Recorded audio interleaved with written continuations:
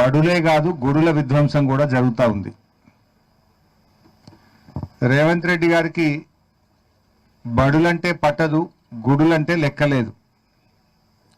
ఆనాడు కేసీఆర్ గారి ప్రభుత్వం బడులు బాగు చేయాలని మన ఊరు మన బడి పథకాన్ని ప్రారంభిస్తే రేవంత్ రెడ్డి గారు రాగానే అర్ధాంతరంగా మన ఊరు మన బడి పథకాన్ని నిలిపివేశారు. ఇవాళ బడులలో రేవంత్ రెడ్డి గారి పుణ్యమాని రోజు రోజుకు విద్యార్థుల సంఖ్య తగ్గుతూ పోతా ఉంది.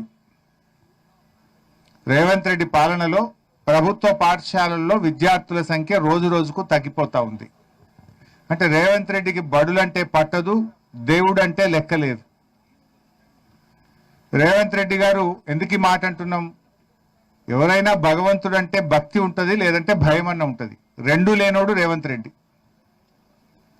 ఆనాడు 15 ఆగస్టు 2025 నాటికి 100% రుణమాఫీ చేస్తానని రాష్ట్రంలో కనబడ్డ దేవుని మీదల్లా ఒట్టు పెట్టాడు. దేవుడి మీద ప్రమాణం చేసి మాట తప్పిన బహుశా భారతదేశంలో తొలి ముఖ్యమంత్రి రేవంత్ రెడ్డి. నిస్సిగ్గుగా ఇంకా ఉల్టా దబాయిస్తాడు, రుణమాఫీ అయిపోయింది అంటాడు. ఏ ఊరికి పోయినా ఆటన మందం కూడా కాలే.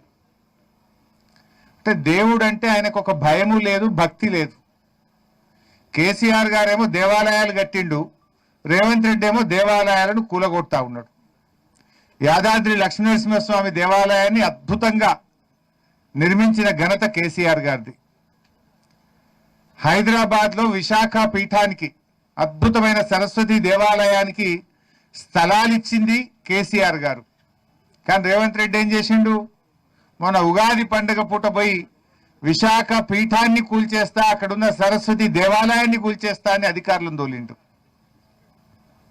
ఇవాళ వరంగల్ జిల్లా నర్సంపేట తాలూకా ఖానాపూర్ మండలం అశోక్ నగర్లో 800 ఏండ్ల కింద నిర్మించిన, కాకతీయ రెడ్డిరాజులు నిర్మించిన, గణపతి దేవుడు నిర్మించిన అద్భుతమైన శివాలయాన్ని కూల్చివేసినారు.